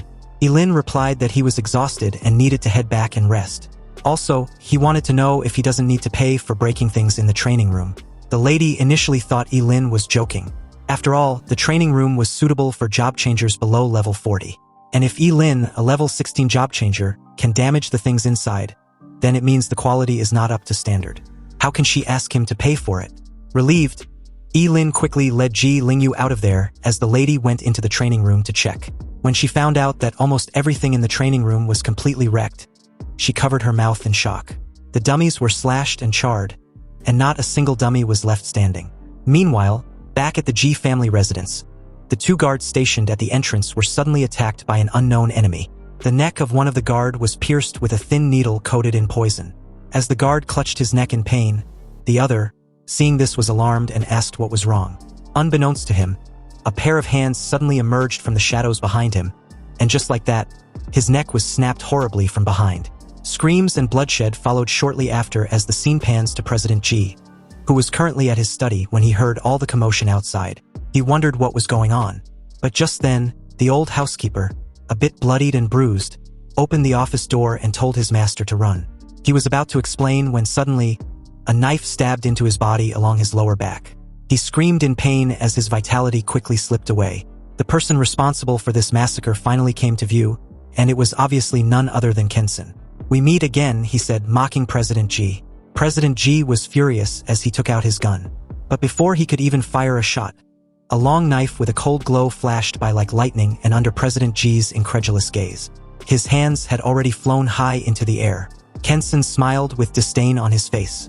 He called President Ji a fool for using a gun against a job changer. Seriously, was he having a brain glitch or something? You see, guns were okay in dealing with those who had just successfully changed jobs. But once their strength reached level 30 or above, guns were no different from toys in front of them.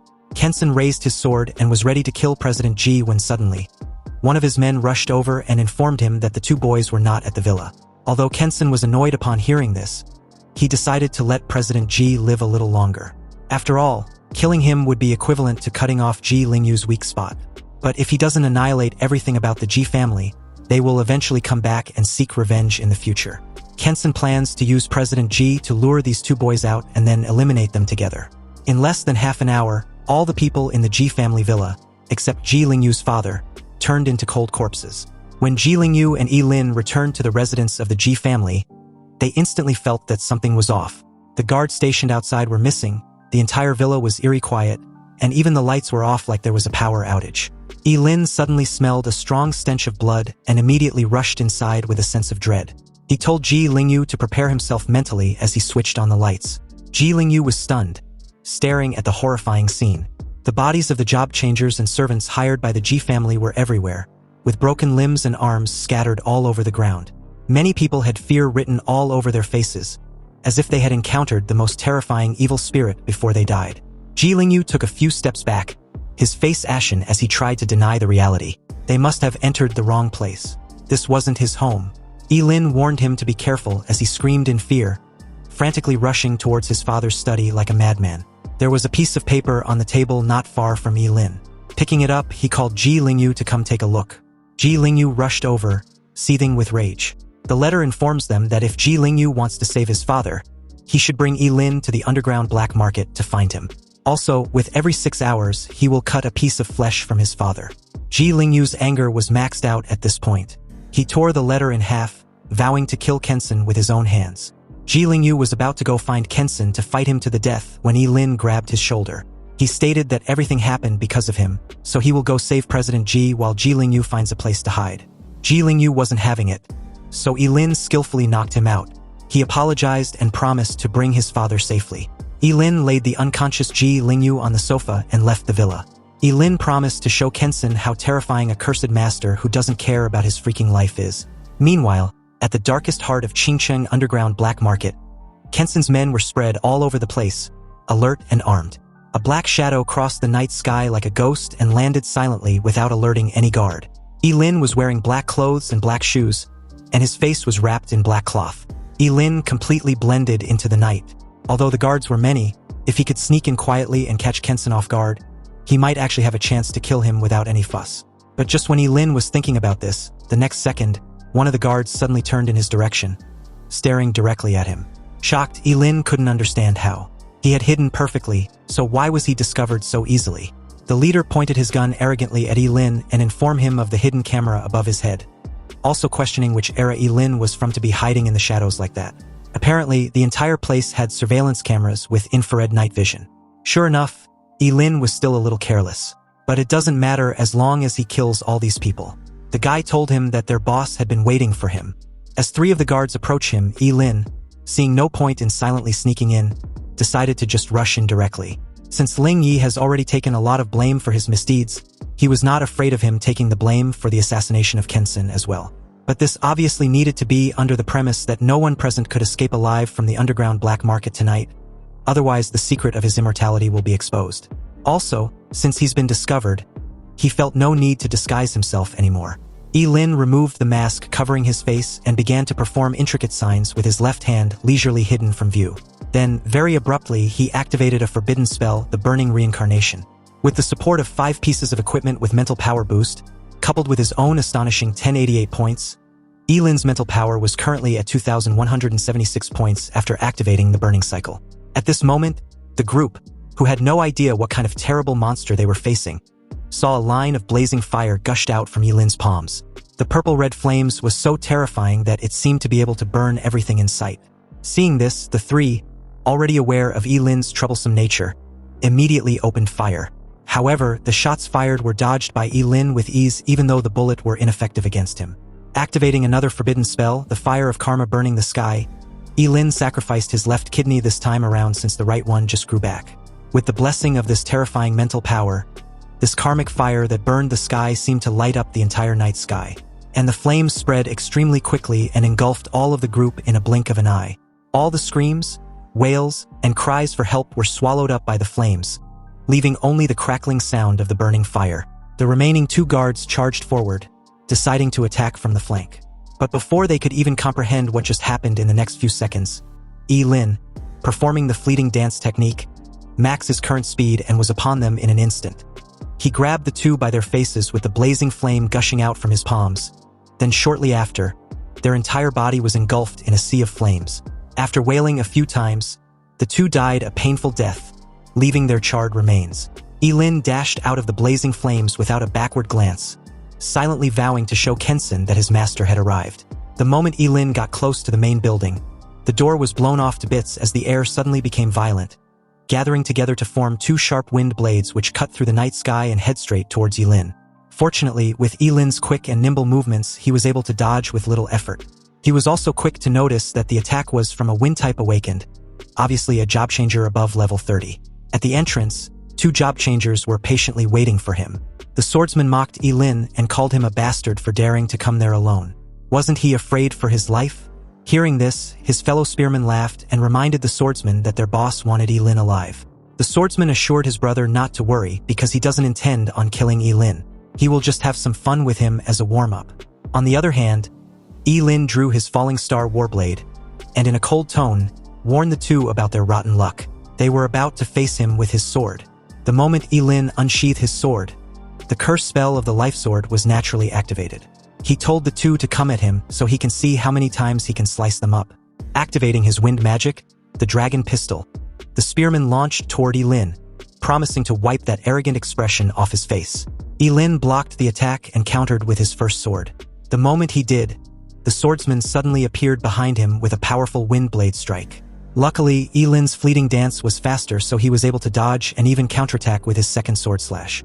Although Ye Lin was fast, his counterattacks were weak and could only manage to scrape their skin. The 2 mocked Ye Lin for his mediocre skills. However, Ye Lin, fully aware of the 99 stacking effect of the Yangsho sword technique, told the 2 to be patient. They will soon learn of his sword skills. His third sword was blocked by the spearman, then the 4th sword slash was blocked by the 2 simultaneously. But at this point, they began to notice something strange. Ye Lin's attacks had become powerful and were difficult to block. On top of that, his swordsmanship was also becoming sharper and profound. The 5th sword soon followed with a deafening clunk, then the 6th sword and the 7th sword. On the 8th sword strike, the force was so powerful that it shattered the swordsman's weapon and trashed him a couple distance away. Shocked and alarmed, the spearman called out to his brother in panic. Faced with the blessing of just the 8th level of the Yangsho sword technique, neither of them had the power to resist. Ye Lin, really feeling the intensity of the 8th strike, grabbed his chest in pain. But as he approached the spearman with an evident killing intent, the guy questioned him about what kind of sword technique he used, and how it was even possible that it became more and more powerful with each strike. Under the reflection of the wind blade, Ye Lin's expression looked extremely cold as he replied that the guy didn't need to know. The sound of a sharp blade cutting flesh was heard as blood spurted out like a fountain. Ye Lin killed the guy with a casual slash of his sword, and as the guy's lifeless body drops to the ground, his brother let out a gut-wrenching roar, calling Ye Lin a devil. He wasn't human and will die a miserable death. Hearing this, Ye Lin gave him a cold look but said nothing. He activated the burning reincarnation curse spell and made a quick work of the guy, incinerating him into a charred steak as his wails got swallowed up by the flames. Ye Lin walked away with an aura of superiority, coldly reiterating his earlier statement that no one there could leave alive. He entered the huge building and wasted no time eliminating everyone on each floor. During this period, he encountered job changers above level 30, but facing a forbidden spellmaster who was impossible to kill, and whose curse spells flew all over the sky as soon as he attacked, even a job changer above level 30 was powerless. His life-for-life fighting style made it easier to eliminate job changers at level 30 or so. Of course, Ye Lin also paid a price. His body was covered with countless horrific wounds that were enough to kill him, and was pierced by countless weapons. He also had countless scars from ice and fire. But in those moments, Ye Lin was like a Shura who had crawled out of the underworld to claim their lives. He killed his way in, asking where Kensen was as he went along, but he soon ran into real trouble in the form of Zhai Shochi, a level 42 job changer who stood in front of him like a roadblock. This man was tall and strong like a towering mountain. His face was full of murderous intent, and his eyes flashed with amusement. He was holding a huge battle axe, and his whole body exuded a powerful aura that was bone-chilling. Zhai Shochi called Ye Lin a brave kid. After all, as a famous thug in the underground black market, it has been a long, long time since anyone dared to come to the underground black market alone to cause trouble. But looking at Ye Lin, whose body was covered with all kinds of knives, bullets, sticks, swords, and halberds, Zhai Shochi couldn't help but wonder why the kid wasn't dead yet. What was his secret? Ye Lin couldn't help but feel alert. He knew that this was a powerful opponent and he had to be careful in dealing with him. The axe alone looks like it weighs several hundred kilograms. Ye Lin assured Zhai Shochi that his secret will be revealed if he put down the axe. Of course, Zhai Shochi disagreed.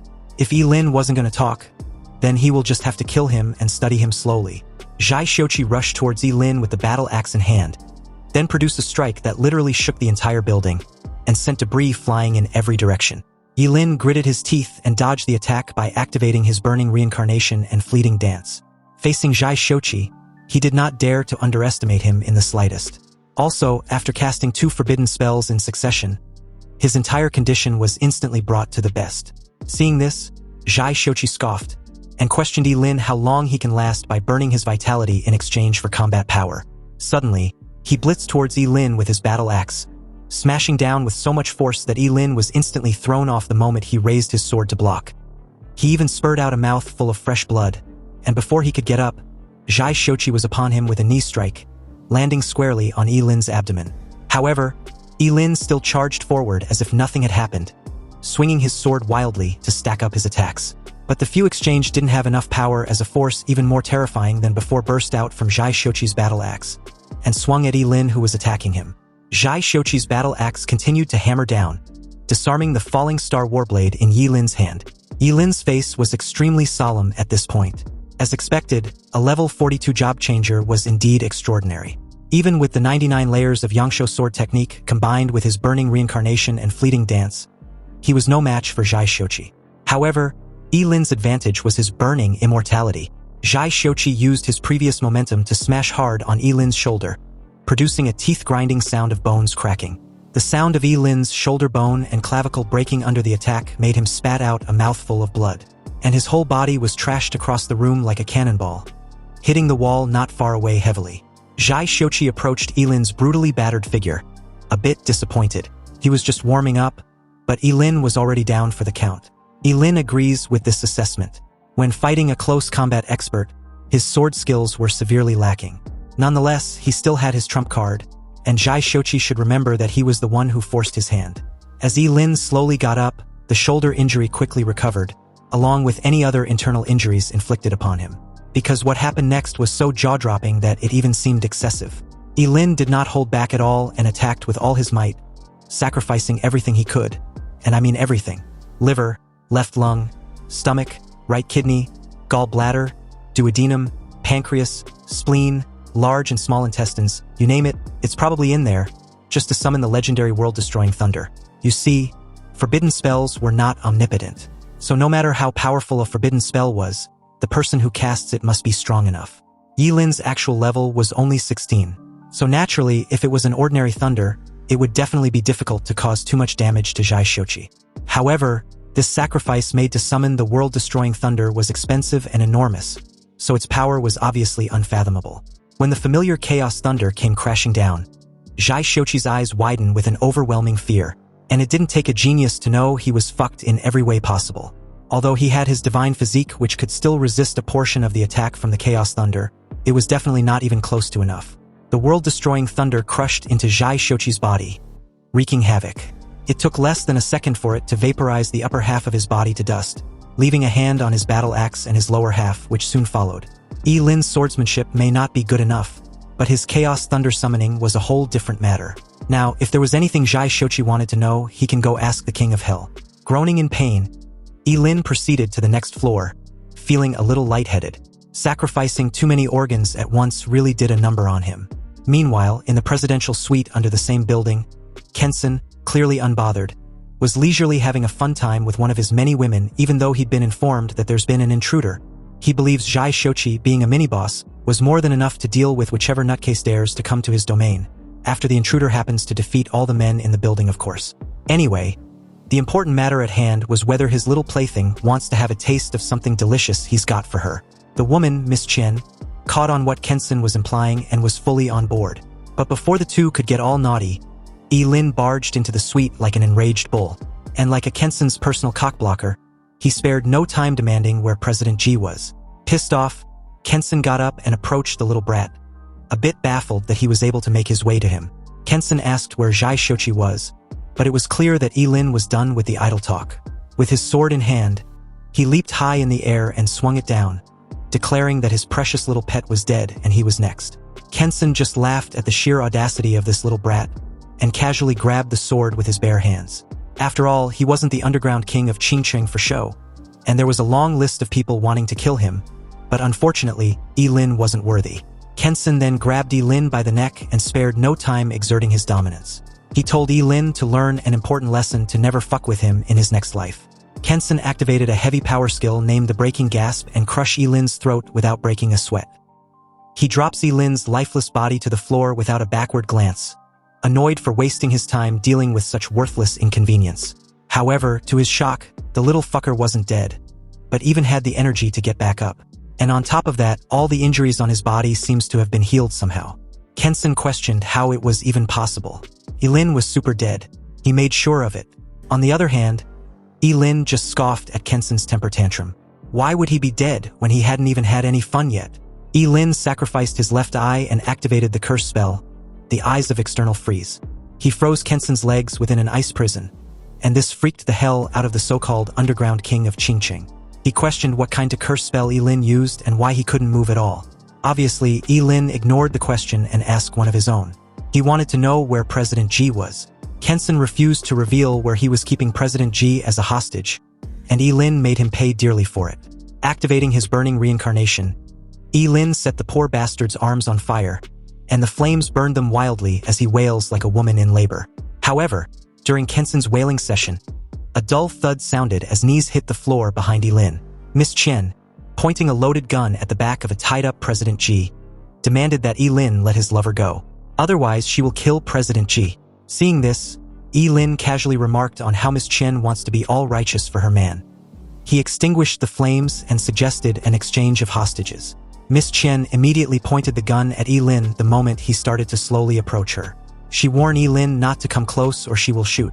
Ye Lin questioned Miss Chen if she didn't want to exchange hostages. Arrogant as always, Kensen stated that he didn't need a woman to save him. However, he still wanted to protect Miss Chen, so he told her to get out of there. But the damn woman didn't listen and suddenly pulled the trigger, firing 3 shots that hit Ye Lin squarely in the stomach, chest, and left shoulder. He drops to the floor as Chen rushed to Kensen's side. Kensen calls her a fool for not leaving like he told her. The little brat she just shot wasn't dead. This revelation shocked her greatly.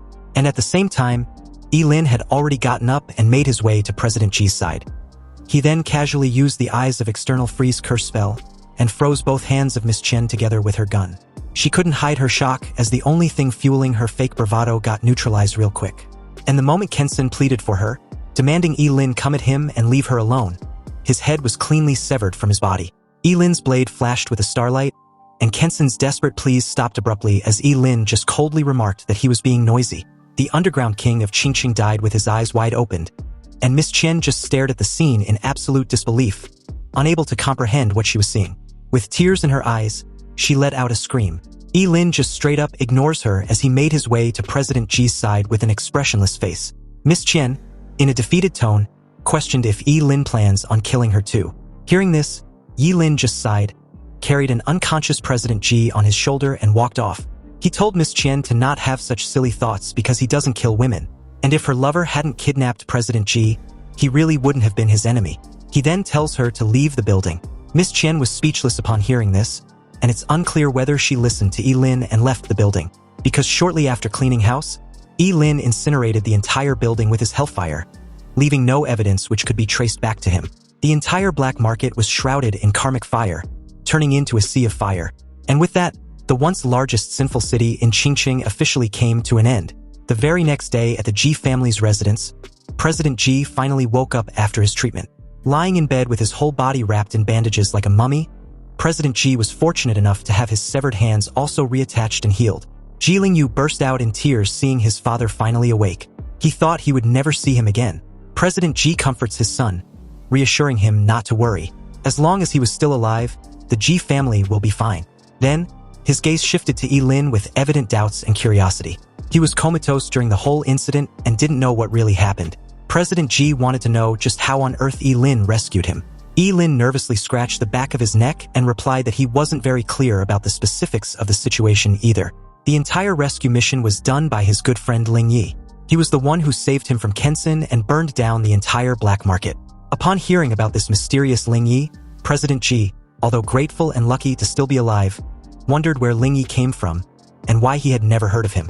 Ye Lin was not sure about Ling Yi's identity either, and given how he had only known of his existence for a short time, he doubts Ling Yi will reveal his identity to him.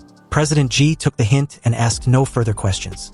If Ye Lin doesn't want to talk about it, then this old man won't ask. But the most urgent matter was the college entrance exam. Ye Lin and his son should not delay. The two reassured President Ji not to worry. There was still 27 hours before the college entrance exams begins. And besides, they had prepared for the exams and will not disappoint him. But just then, 3 men in dark suits and dark glasses showed up at the villa. Invited inside, the 3 walked in confidently and disclosed that they were from the investigation bureau. Officer Huang took out an arrest warrant and presented it to Ye Lin, adding that he was suspected in the involvement of a major murder case in the city. They needed him to come with them to assist in the investigation. A visible bead of sweat trickled down Ye Lin's cheek. He didn't expect the investigation bureau to come so quickly. Nonetheless, it was too risky to openly resist arrest. So Ye Lin decided to go along with them first, then decide his next course of action as the situation develops. As they led Ye Lin out of the room, Ji Lingyu questioned the officers why they were arresting his boss. The officers remained silent as Ye Lin just casually stated that the two should remember to pick him up at the investigation bureau. President Ji reassured Ye Lin not to be afraid. He will find the best lawyer who can definitely get him out. Meanwhile, as the scene shifted the Zhuge family's villa, Zhuge Qianqing knocked and informed her daughter at the door that there has been another news about Ling Yi, the guy she has been damn near obsessing over. Hearing this, Zhuge Nini got all excited like she'd received the best news of her life. Her father had to even remind her to change clothes first before heading downstairs, where Officer Huang from the investigation bureau was waiting. As Zhuge Nini heads to her closet to change, her father left her room with a heavy sigh. He closed the door and began to cough violently. Taking out a key from his pocket, Zhuge Qianqing, with a knowing look in his eyes, stated that he didn't expect Ye Lin to be able to take out Kensen single-handedly. But at the moment, what's got Zhuge Qianqing all serious was that he didn't have much time anymore. Seriously, when will Ye Lin be willing to take up on his offer and ask him for help? He wondered, and apparently it seems Ye Lin's secret was not that airtight after all. Meanwhile, at the Qingcheng Investigation Bureau stood a tall, magnificent and imposing building, designed to be intimidating. Inside one of its special solitary cells built by the masters of material science and architecture, it was a pipe dream to think of breaking out by force. Ye Lin sat in the only chair in the cell as the iron door slowly opened, revealing a man with his face concealed by the shadow casted. Ye Lin calmly stated that until his lawyer comes, he won't say anything, even though he'd guessed that President Ji's connections and lawyer probably won't be enough given the number of people that died. The guy, clearly annoyed, walked in, and before Ye Lin could utter another word, he was grabbed by his jacket and lifted up in the air. The guy demanded Ye Lin tells him where that thing was. Obviously, Ye Lin was totally clueless. He questioned through his ragged breathing, wanting to know what the guy was referring to because he sure as hell didn't know. But this answer only enraged the guy who thought Ye Lin was playing dumb. He threatened to gouge Ye Lin's eyes out if he continues with the act. With little effort, he slammed him directly into the wall. Ye Lin felt like he'd been hit by a truck. It was then that the guy, in a cold tone, explained that Ye Lin should hand over the key. Kensen died by Ye Lin's hands, so naturally, the key must be with him.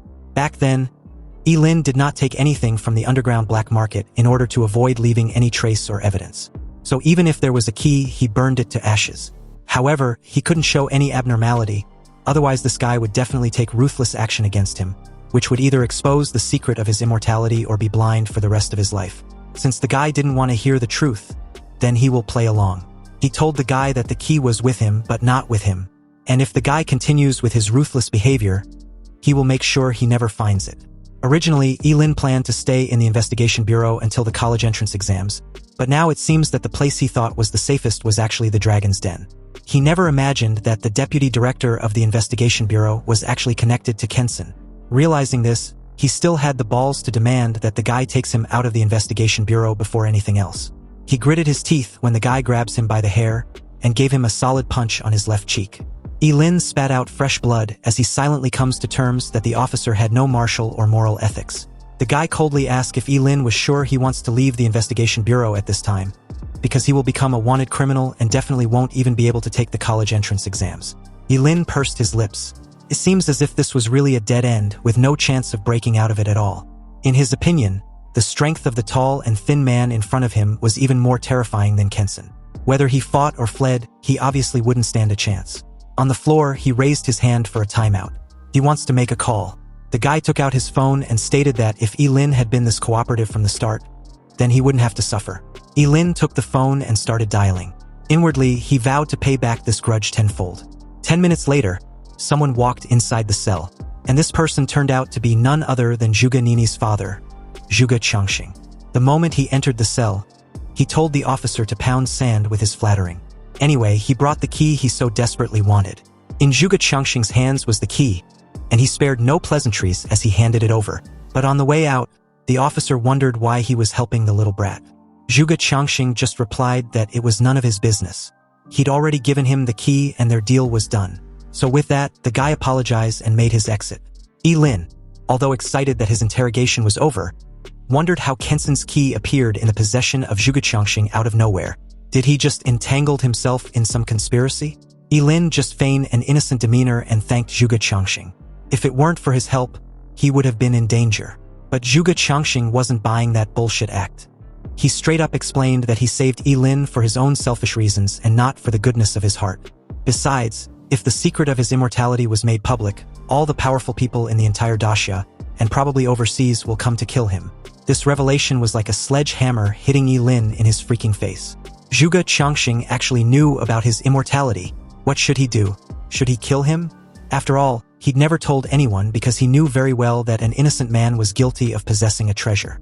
At such a close distance, if he was to take advantage of Zhuge Changxing's unpreparedness and summon the Chaos Thunder with its strongest power, he should be able to severely injure or even kill him.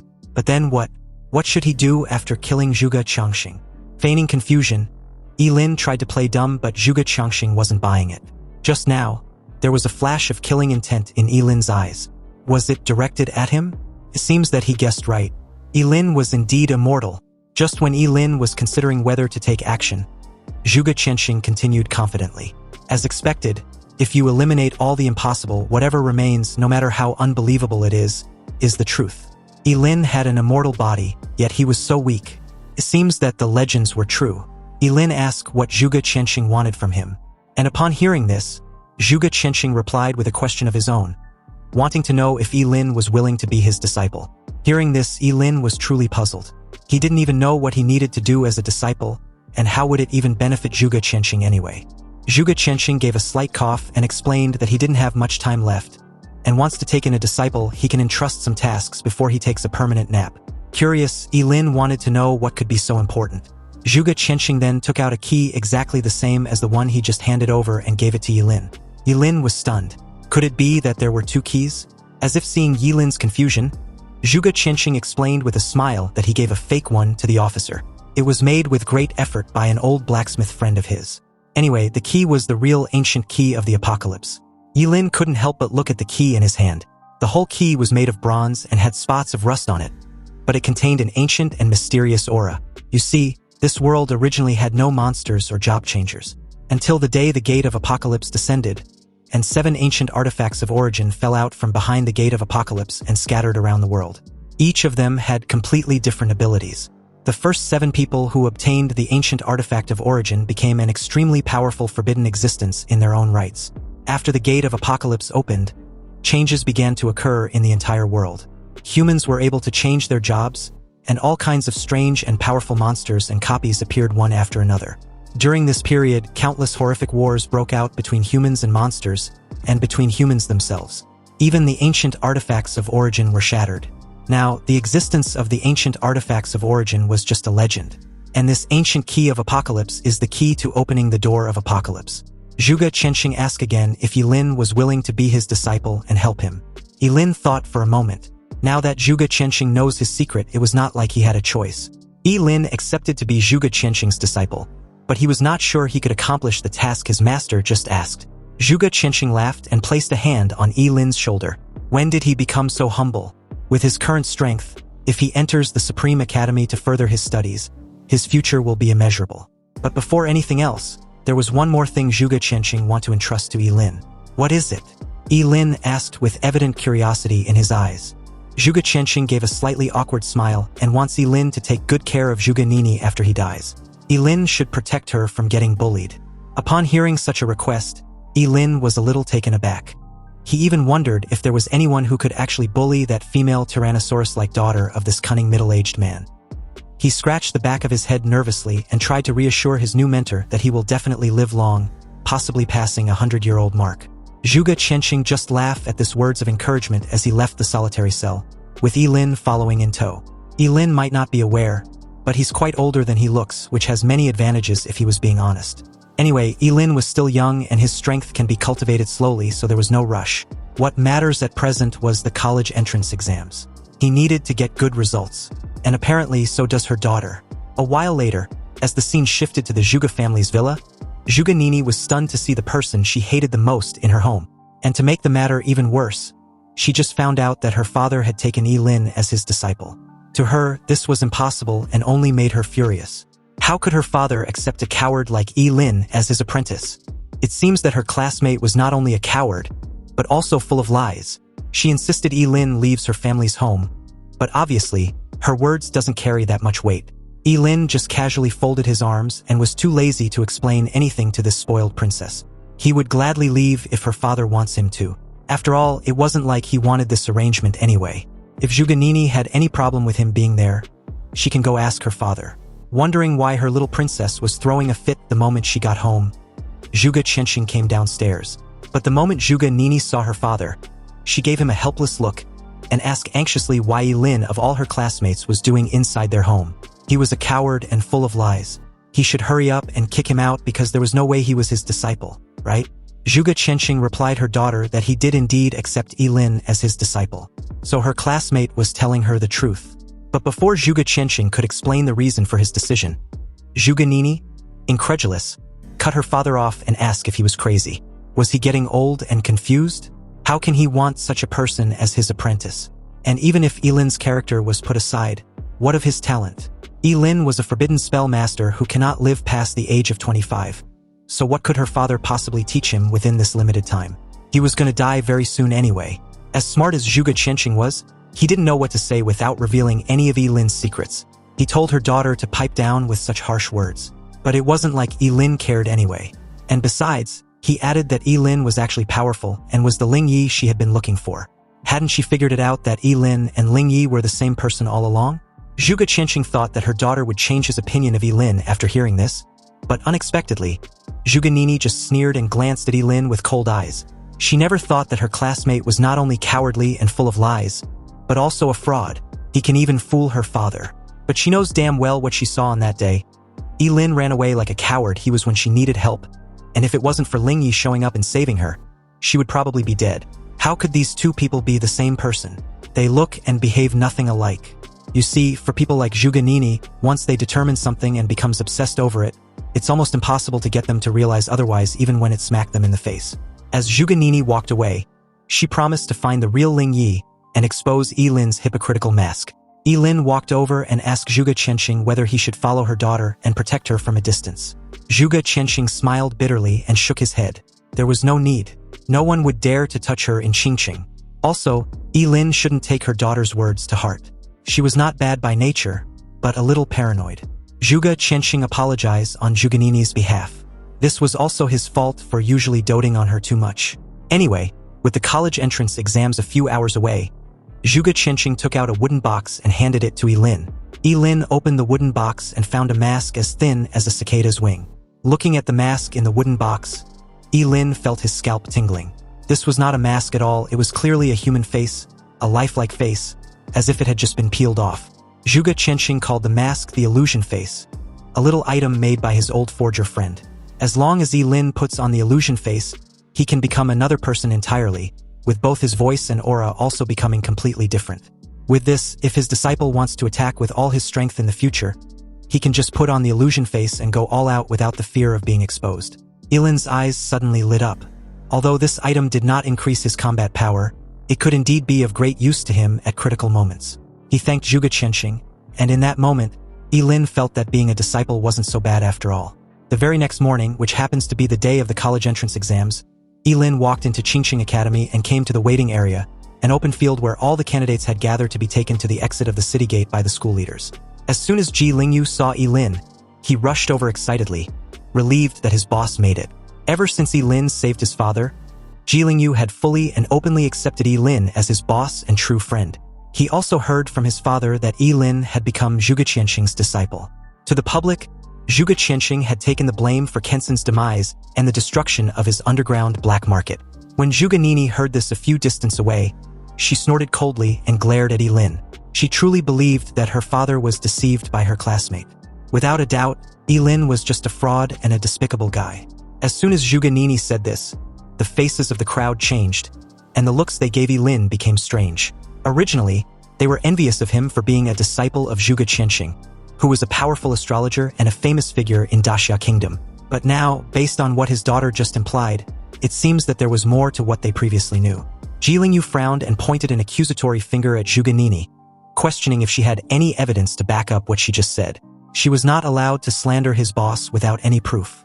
Also, how can she even openly disrespect her own father for choosing an apprentice? Was she more insightful than her father? For the first time, Zhuge Nini was put on the spot, but she still didn't back down. She may not have any evidence at present, but that doesn't mean Ye Lin wasn't a fraud who stole Ling Yi's name and was actually pretending to be him. Ye Lin should just wait, his fraudulent days are numbered. Once she finds Ling Yi during the exams, she will expose his true identity to the public and everything will be revealed. Just then, the transportation vehicles arrived. More than a dozen buses were neatly lined up in a row and parked in front of the gate of Qingqing Academy. These buses would take them to the city gate. The moment Principal Gao alighted, he welcomed and congratulated everyone for becoming a powerful job changer. Whether they can enter a good university will determine their future prospects. The rules of the college entrance exams were the same as in previous years. And although this exams was important, it was not worth their lives, which should always be their top priority. With that said, Principal Gao hopes each student gets good results. And the crowd immediately cheered and promised to do their best. They got inside the bus and arrived at the city gate half an hour later. A huge city wall with a massive gate dozens of meters high and wide enough for several buses to pass through simultaneously. It was majestic and solemn, with intricate lines and patterns carved on it. Every stroke looked deep and mysterious. Under the sunlight, the outline of the city wall was clearly visible in the sky, which made most of the students do a double take when they saw it for the first time. This was the Great Wall that separates Qingcheng from the wilderness, keeping all those powerful and terrifying monsters outside the city gate. Buses from several other high schools also arrived one after another. 10 minutes later, all the graduating students from the various high schools in Qingqing alighted from their respective buses and gathered at the city gate. The moment Ye Lin got out from the bus, he reminded Ji Lingyu to follow him and stick to their original plan. A guard stood in front of the crowd and reminded the students that the entrance to the exams was outside the city gate. Once the city gates are open, all the candidates needed to cross about 10 kilometers of uninhabited wilderness to reach the entrance to the college entrance main exams. If any of them encounter fierce monsters, how they can survive depends on their strength. However, if they can't resist any of these dangers during this period, they should remember to give up immediately. With a creaking sound, the huge city gate slowly opened to both sides like two walls, and as soon as the city gate was opened, many candidates rushed out impatiently, including Ye Lin and Ji Lingyu. In order to defeat Ye Lin and win a bet she made with her father, Zhuge Nini was among the first batch of candidates to rush ahead, as some of the candidates stayed at the back and waited quietly, not in a hurry at all. The first batch of candidates rushing out may not necessarily reach the entrance faster, but they will definitely encounter ferocious monsters sooner. Several principals of Qingqing stood on top of the city wall, looking at this group of candidates who were radiating vitality like the rising sun. One of them issued a challenge, which was to guess how many students from Qingqing will be admitted to Daxia College this year. There were 5 last year, so another guessed that there will be at least 7 this year. Apart from anything else, the 2 SSS-level students of Principal Gao will definitely be admitted to Daxia College unless something unexpected happens. Principal Gao stroked his short beard and laughed with pride, thanking Principal Wang for his insightful observation. Back on the open field outside the city wall, the group were greeted by a foul smell emanated from monsters. This stench was mixed with the smell of fermented blood. Many candidates even vomited when they smelled it for the first time. Suddenly, a roar of a monster resounded nearby, and with that sound, a giant lizard more than 3 meters tall, covered with hard red scales, suddenly appeared. It had bloodthirsty eyes, and its long tongue constantly moved in and out of its mouth. This was a level 11 bloodthirsty demon lizard. Most of the candidates were immediately frightened and panicked, running around in all directions, trying to avoid the monster. The bloodthirsty demon lizard was incredibly fast, so it could cover a distance of several meters with one leap. It caught up with several fleeing candidates in the blink of an eye. Its claws were as sharp as steel knives, and as it tore through the fearful crowd, blood splattered everywhere with just a single swing of its claws. Sharp screams echoed throughout the field. The principals on top of the city wall seemed extremely calm, staring at the candidates running away or being scared silly. They were a bit disappointed that their students were scared of just a level 11 bloodthirsty demon lizard, and started comparing them to subsequent years. With so many people, if everyone were to use a skill, the bloodthirsty demon lizard could be bombarded to death with an overwhelming attack. Anyway, it was in this moment that Ye Lin rushed towards the bloodthirsty demon lizard with the falling star warblade in his hand. He activated the Yangshuo sword technique, and 4 bright sword slash flashed in succession. The bloodthirsty demon lizard that had scared everyone and made them flee everywhere had its limbs cut off, turning it into a wriggling flesh worm. The principals were stunned upon seeing such a terrifying sword, which was at least a rare level equipment, and was even more amazed to see Ye Lin, the Forbidden Spellmaster, at just level 16 with a rare piece of equipment. He easily dealt with a level 11 bloodthirsty demon lizard.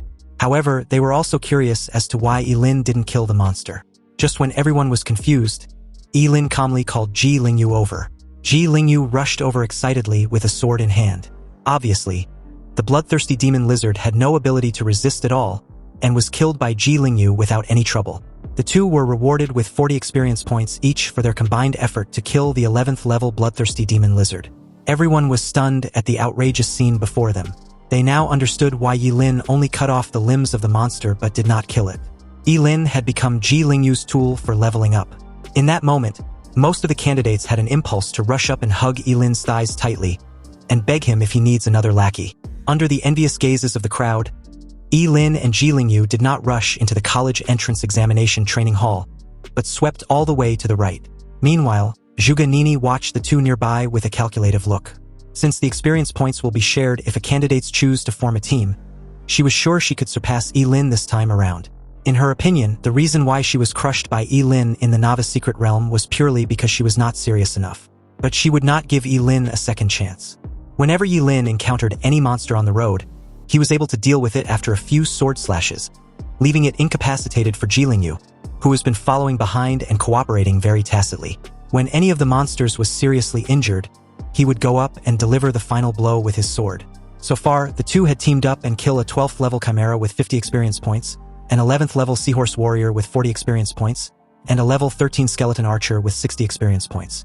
Under Ye Lin's leadership, Ji Lingyu's level improved very quickly. He reached level 8 in a short while.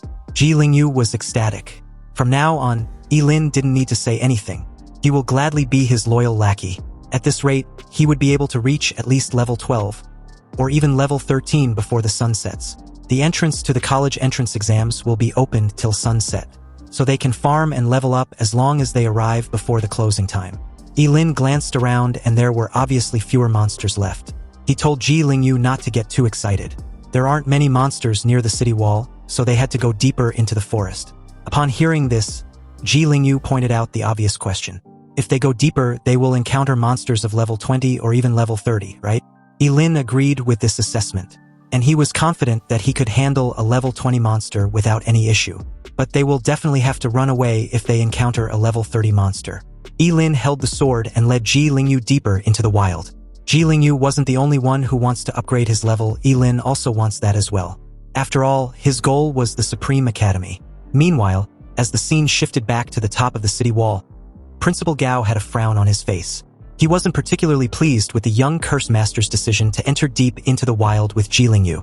In his opinion, Ye Lin was acting way too reckless. With his level, it was a foregone conclusion that he would be admitted to Dasha College. So what on earth did he want to achieve? His fellow principal tried to reassure him not to worry. There were already invigilators surrounding the area, so no major accidents could happen. Hearing this made Principal Gao feel just a little bit at ease, even though his right eyelid kept twitching wildly. He didn't know why, but he'd suddenly had a bad feeling. He just hopes his friend is right. As the scene cuts back to Ye Lin and Ye Lin along the way, they've killed several different kinds of monsters, but none had been any real threat. Ye Lin didn't even need to release other forbidden spells. With just the Yangshuo sword technique, he had been able to deal with every monster they've encountered, which were all below level 20. At most, it would just be a matter of a few sword slashes. Ye Lin followed behind him and had leveled up to 9. But on the other hand, Ye Lin was still at level 16. They soon encountered 2 level 20 monsters. Ye Lin warns Ye Lin to be careful. One wrong move from him and any of these 2 monsters could kill him instantly. Ye Lin promised to stay clear so Ye Lin shouldn't worry. He valued his life too much, so he will leave everything to him. The Yangshuo sword technique cannot be used indefinitely, and had already consumed too much of Ye Lin's lifespan. So he decided to sacrifice an organ to summon the Chaos Thunder. Since the enormity of the Chaos Thunder depends entirely on the degree of the sacrifice, sacrificing just an organ was enough to deal with the 2 level 20 monsters. Amazed, Ye Lin saw the charred state of the monsters and asked Ye Lin if this was how he had been killing them. Although it was efficient and can kill a level 20 monster instantly, it seems way too brutal, doesn't he think so? Ye Lin simply replied that this level of brutality was nothing, and there were even more brutal things to come. Just when they were about to proceed forward, a man wearing an invigilator's uniform suddenly appeared in front of them and blocked their way. He told the 2 they could not leave the exam's perimeter without permission. It was too dangerous. Hearing this, Ye Lin frowned slightly but had no issue with this restriction.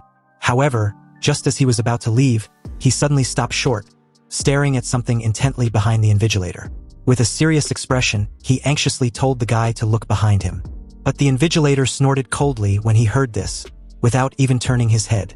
He questioned Ye Lin if he was trying to trick him into turning back so they can run off to the restricted area. If he wasn't mistaken, Ye Lin and Ye Lin had arranged to meet up with someone outside the exam perimeter to help them level up. The invigilator advised them to give up on this ridiculous idea. He had been an invigilator for 20 years and no candidate had ever managed to fool him. Now, the 2 should hurry up and leave, or he will consider them for violating the rules and cancel their exam. Ye Lin still insisted that the guy should turn around as a huge shadow was cast on the 3. And before the invigilator could get any more words out, a low growl suddenly sounded from behind him. The invigilator's face changed the moment he finally turned around and saw a huge monster which was a level 33 goblin warrior, who had suddenly appeared behind the guy at some point. The goblin warrior was 4 meters tall, covered in hard armor, and holding a huge mace.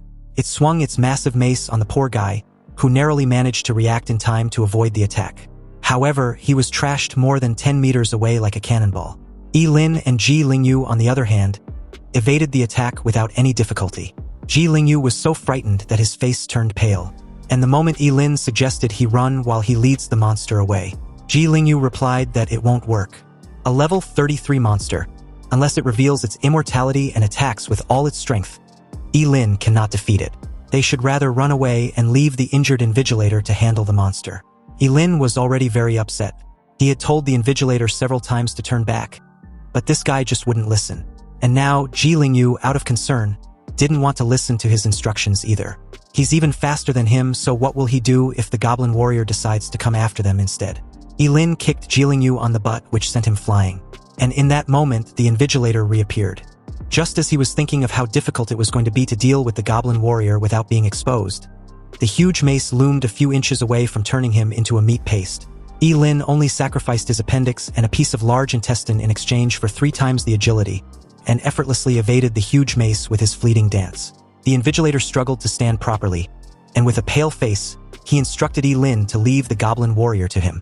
He had already sent out a distress signal, and he doesn't plan on letting any student get hurt under his watch.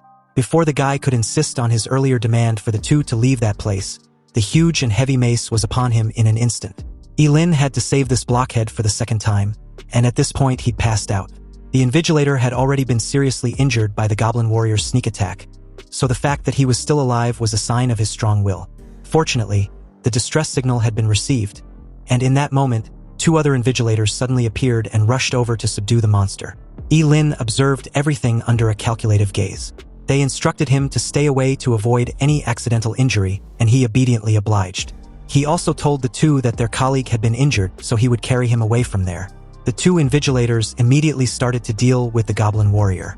Under the siege of the 2, the goblin warrior had no ability to resist and was completely suppressed. At a safe distance and under the cover of the smoke and dust created, Ye Lin took out the illusion face from the wooden box and placed it on his face.